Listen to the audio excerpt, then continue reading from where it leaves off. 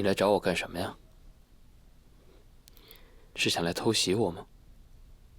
二嫂说，你小时候救过她，磕破了额角。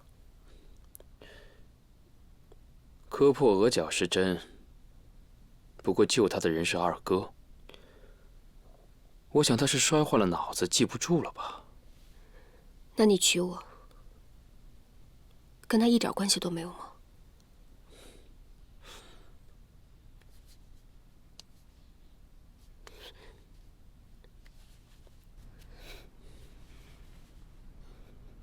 为什么和他有关系啊？那算了。哎，你还记得我们第一次见面的情形吗？怎么不记得？我娘带我去你的舞会，那不都是她一早安排好的吗？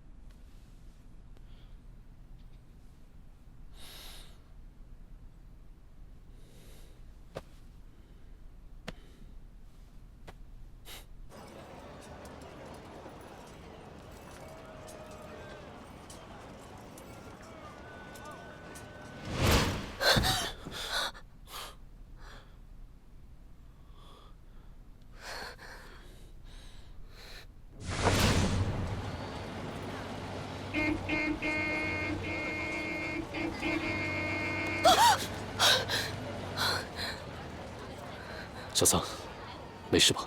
你怎么样了？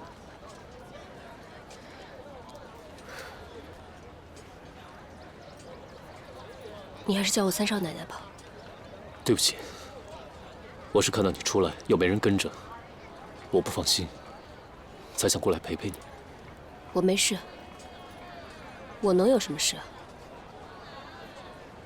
不过就算我有事，又有谁会在乎？更别说是怜悯。小桑，你听我说，如果那个三少奶奶做的不开心的话，那就不要做了。我不想看到你难过。说的是啊，所谓的易三少奶奶，不过是个名号，一切不过都是一场交易罢了。此次我父亲来福原，不过是想得到大帅的青睐。若是平步青云，也可以让我少走几次弯路，少冒几次险。我现在终于明白我母亲恨铁不成钢的心情了。我绝对没有想到，这样冷冰冰的话会出自你的口中。只有见到你的脸，才会觉得你还是当初那个单纯的姑娘。这个世界上没有人是单纯的。男人觉得女人单纯，不过是觉得她好骗而已。女人让男人觉得好骗，不过是她心里装着的。她想把自己最善良的一面展现给那个男人看，自己宁愿装成一个傻子。李连凯让你伤心了吗？没有。潘公子，这么多双眼睛盯着我们，你还是避嫌的好。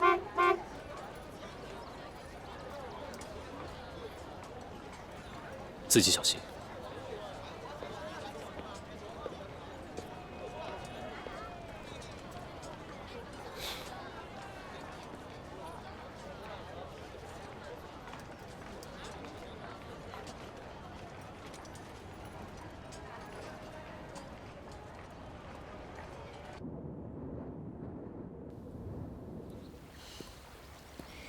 真是想不到，福远也有如此雅致的景色，真是让人心旷神怡。想必在这样的景色之下，再多烦恼的事情也会自然而然地放下。可是三少奶奶，终日对着同样的景色，你怎么会想得明白这世上的男女之事呢？没想到会在这里偶遇闵小姐。红玉初来乍到，人生地不熟，也没有人带我去四处逛逛。本来我觉得这是军事重地，卖的东西自然样式比较少，但是胜在价格便宜。往日我买的那些上好的粉，要4块银洋，现在居然只要2块3而已。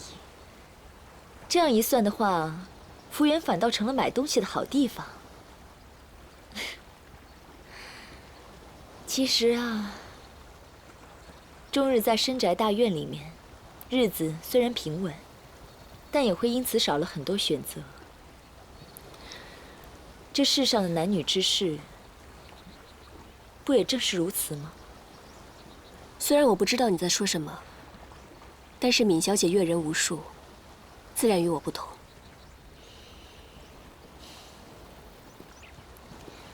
我说三少奶奶，这世上的男人个个都觉得自己好聪明，其实呢，不过是被女人娇惯过头、宠上天的孩子而已。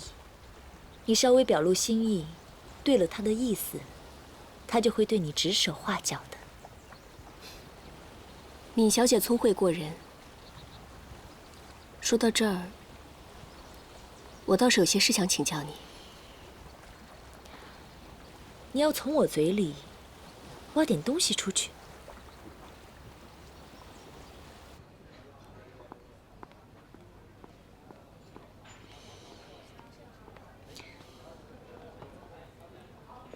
妹妹如此盛情款待，那这一顿饭的功夫，你要想问什么，尽管问吧。兰坡说闵小姐手眼通天，江左的政界、商界，都以与闵小姐相识为荣。说实话，我真的很喜欢别人夸奖我，但你是我妹妹，我就告诉你吧，我没有那么大的本事，是三少爷过奖。也许没有传说中的那么神乎其神，但是闵小姐比秦桑站得高，看得远，也看得通透。我就想问你一个问题：若是兰坡与一家争权，胜算会是多少？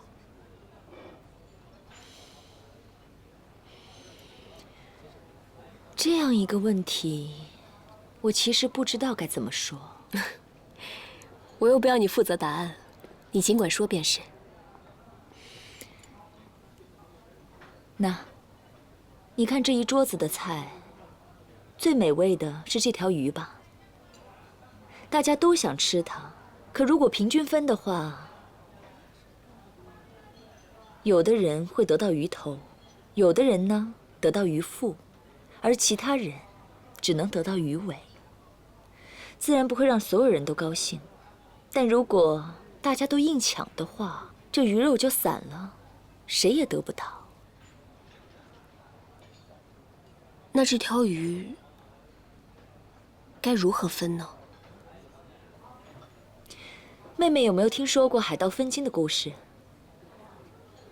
第一个下筷的人得到的鱼肉永远是最多最好的，但至于愿不愿意，又能不能成为第一个人，那就要看三少爷和三少奶奶自己的意思了。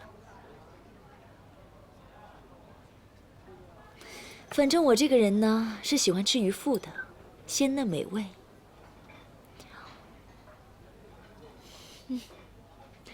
你要不要尝尝？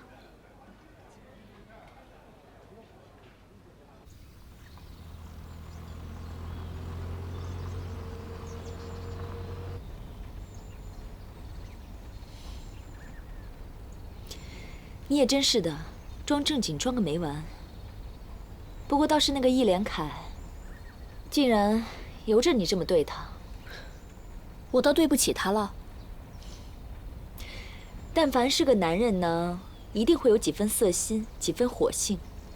你说说，你跟他都睡在同一张床上了，他居然还能当柳下惠，爱你爱到这个地步，你可不要说你一点都没有动心啊。闵小姐这次真是看错人了，她不碰我，不过是厌恶我罢了。恐怕连跟我睡在一张床上，都已经是难为她了。闵小姐又何必把她当成情圣呢？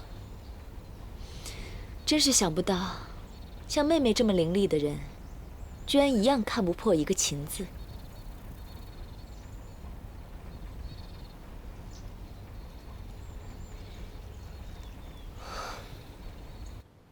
范先生走之前曾与我说，江左之未来在于4个字：联省自治。但我却认为，如今天下大乱，联省自治最后只能造成一个结果：分裂。中国封建专制已有2000多年，这可不是没有道理的。中国这么大一个地方，用专制实在太难，有时候还是要快刀斩乱麻。所以我决定和北方慕容家联手，共同拥立内阁。到最后，这个天下就要看我与慕容辰的较量，到底鹿死谁手了。父亲说的对，只不过此事宜早不宜晚。我看不如这样，中秋之后，双十节前，我就抽调伏军的精锐部队，拉到北方去训练，也好为将来谋取天下做好准备。万万不可！福州的精锐大军是范先生专门为实现联省自治的理想而建立起来的。这个时候要让他们违背建军时的初衷，去做争权夺利的棋子，我是绝对不会同意的。父亲，联省自治或许非一朝一夕之事，但徐徐图之，还可实现。若真是拥兵自重，控制内阁，结局只会让战火四起。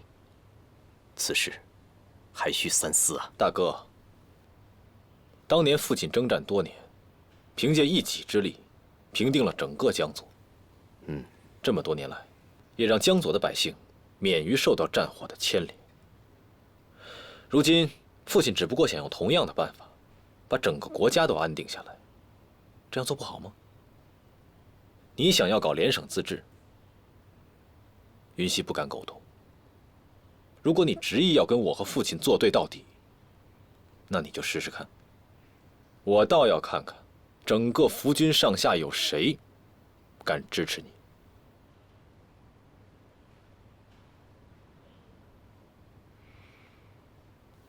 我看此事还需要从长计议，今日散了吧。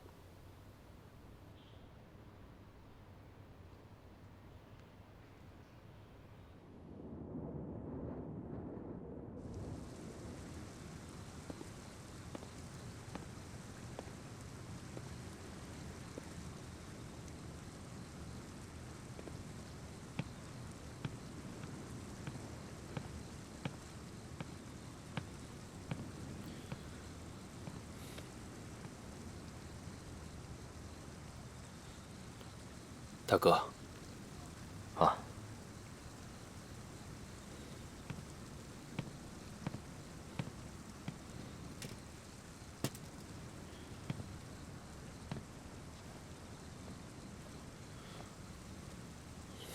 大哥，我想二哥今天说的话未必是真心实意，他身边的小人多，肯定是有些人在他耳边说了些什么闲话，你别往心里去。他今天话一出口，爹已经责骂他了，我想他已经后悔了。三弟，你不用再替你二哥说话了。其实他是什么样的人，大哥比你更了解。我可以不管，无论他说与不说，这是事实。但是你二哥从小生性急躁，我怕他一时过火，会让易家遭别人唾骂。大哥，你说的这些我都明白，可是我手无军权，也不想和二哥有什么争抢，搞得我们一家四分五裂的。这么多年，我一直都想从易家的权力漩涡中逃离出来。大哥难道不知道吗？我知道你一直让着老二，故意藏住。但是大丈夫，有所为有所不为，男人的肩膀是要扛天下的。我说这些，不是为了你，更不是为了我，而是为了整个天下的安定，不再有战乱之祸。老二是我的亲兄弟，我绝对不会伤他半分。三弟，你还信不过大哥吗？大哥，亲兄弟，只争抢，不伤害。好。这大哥跟老三呢，有什么话不能当着面说，非要在背后嘀嘀咕咕的，难不成还要联合起来在背后烦我？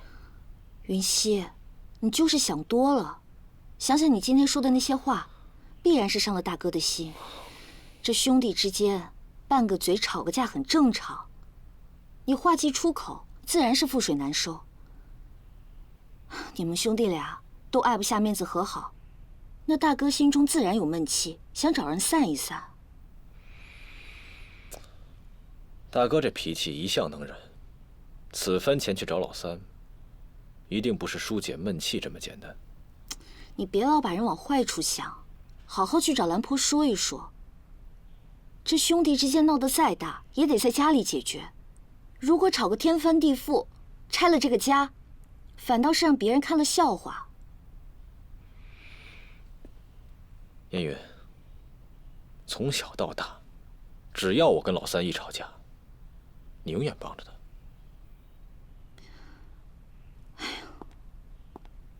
好啦，明天我就去跟兰坡说一说，你呀，找一个和他小时候经常玩的地方谈，看着旧景也能生旧情。有什么事儿，直接说出来就好啊。哎呀，小了。什么小了？以前我小的时候，就喜欢爬这座假山。每次爬到这个山顶，就有一种征服全世界的感觉。可现在不一样了，现在觉得这座山小了，以前眼里大的东西，现在都变小了。那你是不是觉得二哥也小了？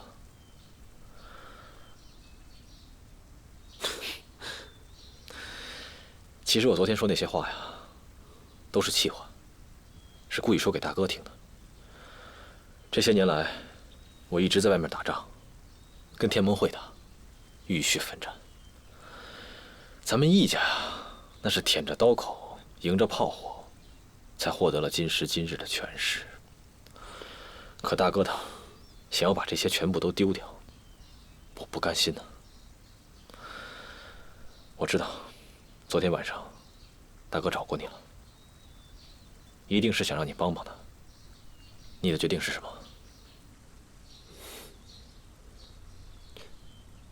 二哥，我的确是想帮他。现在想一想，咱俩年纪相仿，小的时候呢，没少争过东西，争过玩具，争过佣人，还争过糖果。那个时候办法很简单，就咱俩打一架，谁赢了，这东西就归谁。是啊，小时候打不过你，还不是你赢得多，我赢得少。那二哥就再赢你一次。不过老三你要记住了，咱们哥仨是血浓于水的兄弟，而且咱们在范先生面前立下过重誓：为兄弟者，只争抢，不伤害。亲兄弟，只争抢，不伤害。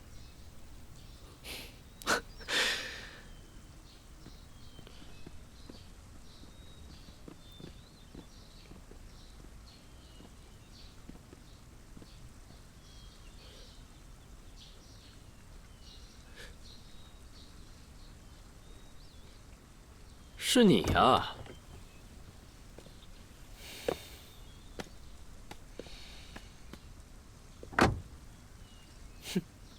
师弟，好久不见，还好吗？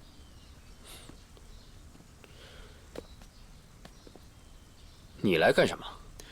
我来的第一，是来祭拜师傅的；第二，我是来替代师傅，做一家的文胆。连花都不带，还来祭拜师傅啊？带花什么的，只不过是走走形式，我从不拘泥于小事。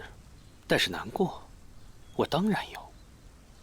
首先，我是范先生的大弟子；其次，你们易家早就答应过我，邀请我来替代师傅，辅佐你们易家。只不过师傅他比我聪明，抢占了先机。既然是为师的，我自然甘愿屈居于人下。但是现在不一样了，师傅他走了，我理所应当拿回本属于我的位置。你的位置，我们易家的承诺。我告诉你，你最好尽早的离开福远，不要再出现在我的面前。原来你小子想拆墙啊！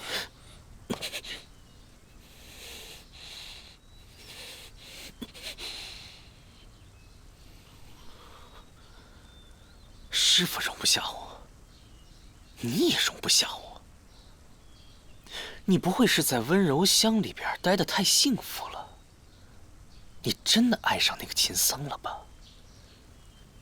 如果好好说话，师兄不听的话，那就别怪我动手了。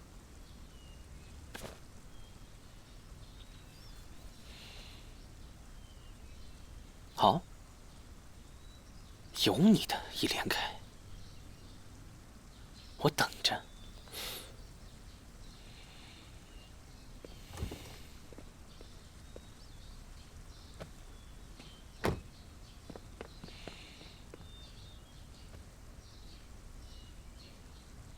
开车。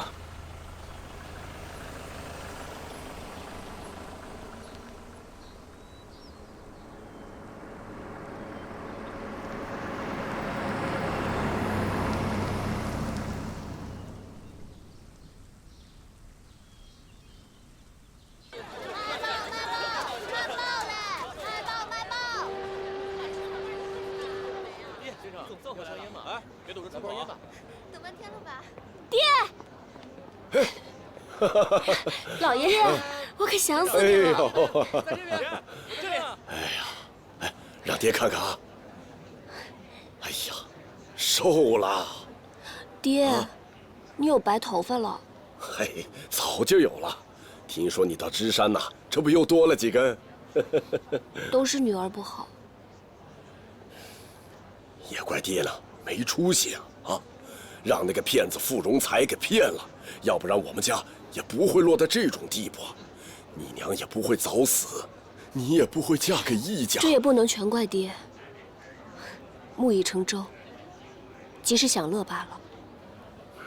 好，老爷，等我们回家慢慢聊吧。好，走，回家。回家慢慢聊哈。说起来，诸事无常啊。你我二人虽为亲家，在这乱世之中还是初次相见，实在是有失礼数，还请老亲家海涵。适逢乱世之秋，大帅也能够亲力亲为，劳心劳力，鄙人深感钦佩。范先生名满江左，我此番前来能够送他一程，也是我的荣幸啊。大帅不必客气。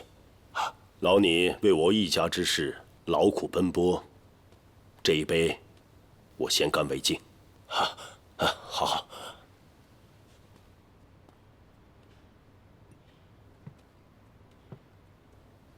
光顾着说话了，来，老亲家，尝尝我们特色菜，看看合不合胃口。好。秦桑自幼娇生惯养啊。都怪我们疏于管教，有什么做的不到之处，您告诉我啊，回去我说他。哪里的话，秦桑聪慧过人，是老亲家栽培的好。到底是书香门第出身的，不像我们一介武夫。岳父，您不知道，小桑自从嫁到我们易家之后，就爱吃这口，您赶快尝尝吧。是桂花栗子羹吧？还是您了解他？哎呀，从小就爱吃这口啊！哎呀，每次啊，他都要糖。对对对，其实啊，正经的做法不是这样的。他随他妈就爱吃甜食。哦，亏你考虑的这么周到啊！岳父过奖了。论周到的话，我比不过秦桑。他日我在芝山被围，他冒着生命危险只身前往。人家都说夫妻本是同林鸟，大难临头各自飞，可是他却愿意陪着我生，陪着我死。能娶到秦桑，是兰坡几辈子修来的福气。我爹这趟芝山之行，救人不成，却不幸遇难。幸好有秦桑在，我想我爹要是知道了，一定也会含笑九泉吧。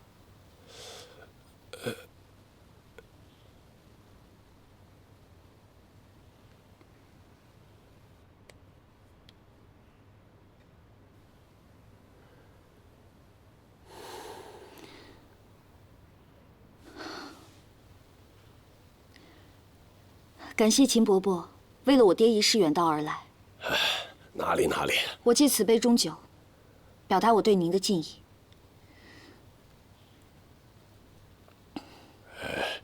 这个，话说回来啊，跟范先生也算是对头亲家了啊。能为他尽微薄之力，也是应该的，请不要放在心上。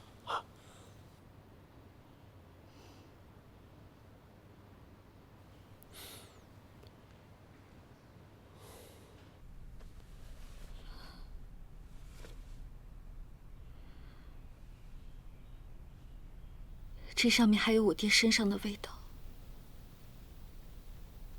没想到，我和我爹从此阴阳相隔。如果有来世的话，我还要做你范之恒的女儿。爹，你听到了吗？爹，你回答我呀！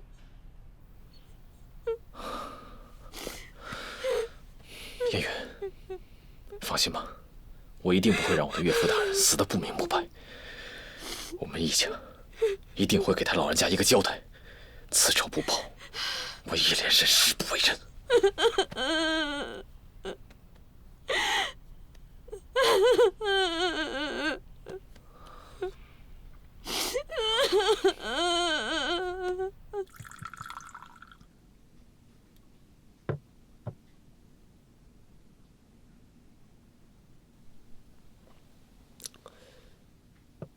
老卿家一代举人，必是见多识广。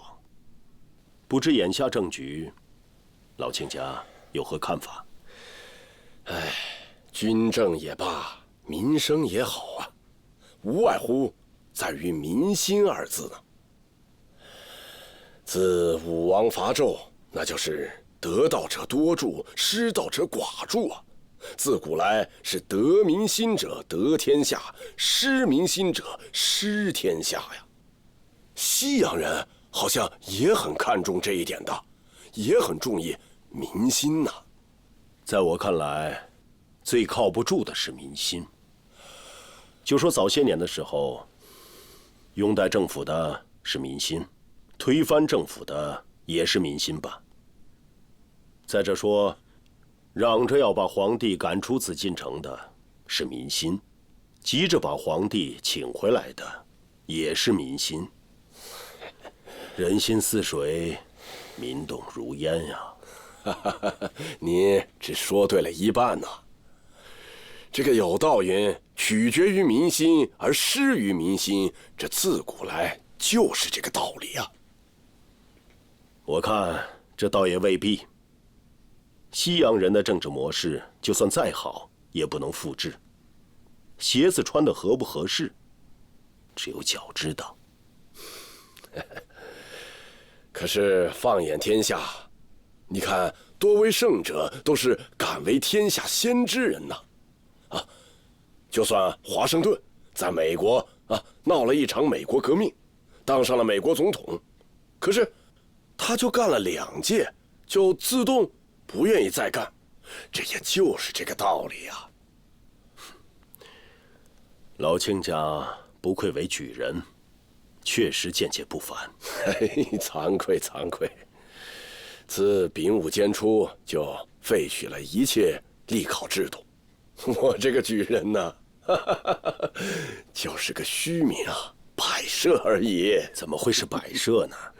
文化是一个人血脉里的底色，老卿家就不必谦虚了。今日能与老卿家交谈，我易某受益良多。惭愧惭愧。哎呀，说起来，还是那段牢狱之灾，使得当日没读透的圣贤书，又能有了新的见解啊，也算是因祸得福吧。来，喝茶。好，谢谢。早些年我读过秦伯伯的文章，他对国外的政体很有见解，只是他看待问题的方式，总是带着文人的理想主义外壳，不符合当今的国情。他是个很好的读书人不假，但也仅限于此。政治这种东西，岂是那秦后生这种人玩得转的？满口都是人权，听得我头疼。若是将权力随便发放出去，岂不是天下大乱？不过秦伯伯也算是有威望的人，我心里有数。秦后生这一套早就落伍了，可是他自己却浑然不知。依我看，秦伯伯也不是落伍，只是和我们政见不同罢了。若不是生不逢时，说不定有一番大的作为也是有可能啊。行了，不要再说了。难道你也想跟秦后生推崇花旗国的那一套？我们可不是洋人。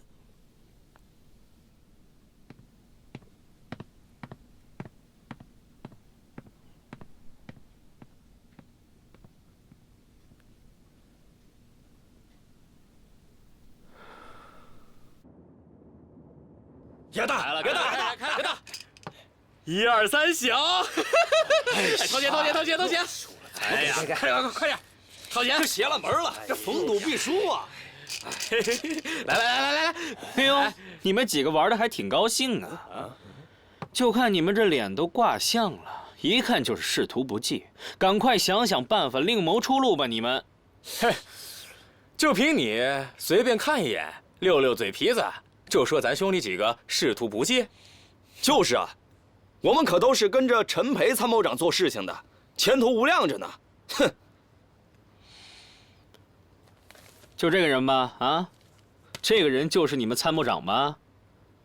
我告诉你们，就是因为他，你看看啊，这印堂发黑，一看就是凶多吉少，这就是一短命鬼。放肆！你到底什么人？竟敢如此辱骂我们参谋长！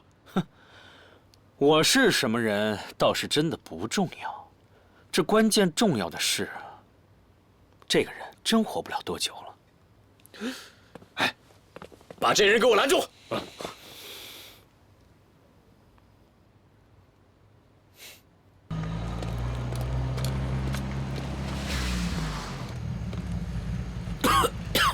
下来，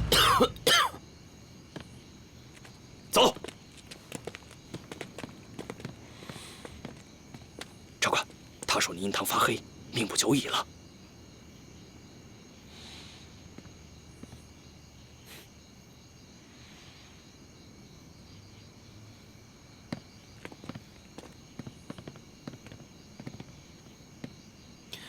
你说我印堂发黑，命不久矣啊？对啊，是我说的。好，那我就让你看看，到底是谁的命不久矣。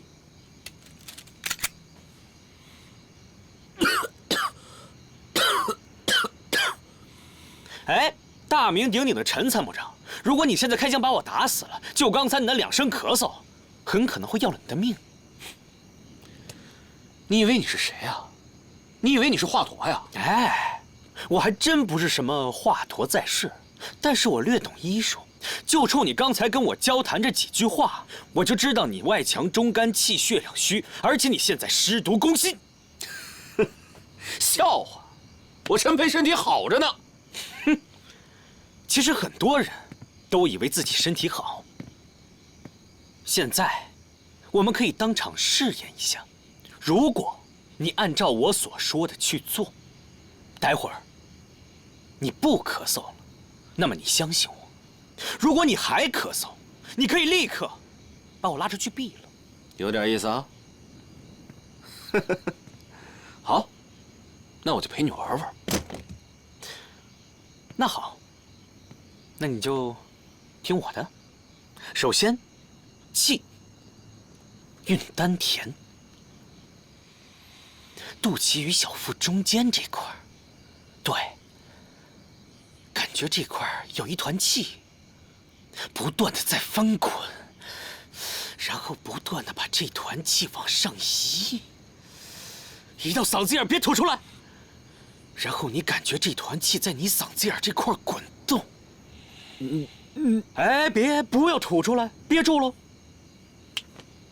吐出来。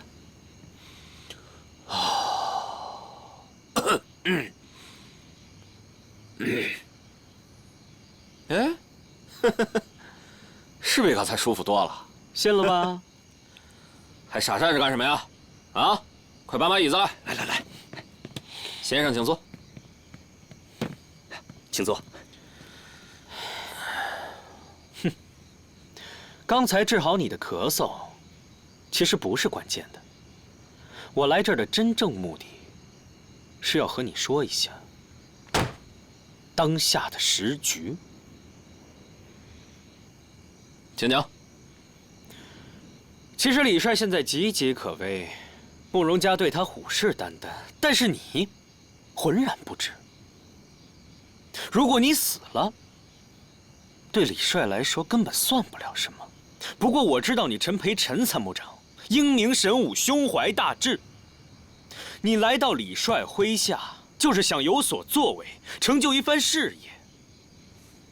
但是你这样，不但会败了李帅的江山社稷，你会成为千古罪人，身背骂名啊！先生，照你这么说，我该如何化解呢？哎，你还先别着急。怎么化解？等会儿我会告诉你。我还要说你现在最要命的一件事情，就是你自命清高。哎，这话你还真别不爱听。你不但是身体外强中干，你在整个时局里边你都外强中干。你知道在李帅身边有多少个像你这样的人吗？有无数个。你虽然在这儿坐拥军事要冲，掌管这么多军人，但是你身边有无数个跟你平时称兄道弟的兄弟，在背后都想让你死。如果今天我不来到这一块儿，你真的有可能命不久矣。那先生，我该如何打破这个僵局呢？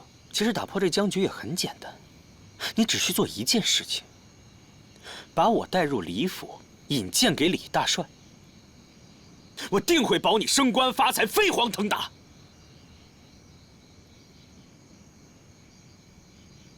你愿意吗？爹。啊，这粥是你让他们熬的吧？嘿，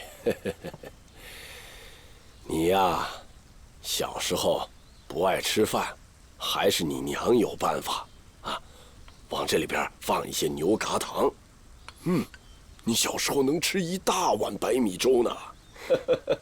这次爹啊，从前平回来，带来了一些，告诉厨房让他们放进来点儿，怎么样？嘿，我女儿就爱吃这口。这牛轧糖可真香，还是小时候的味道。爹只知道你爱吃甜的，不知道你心里头这么苦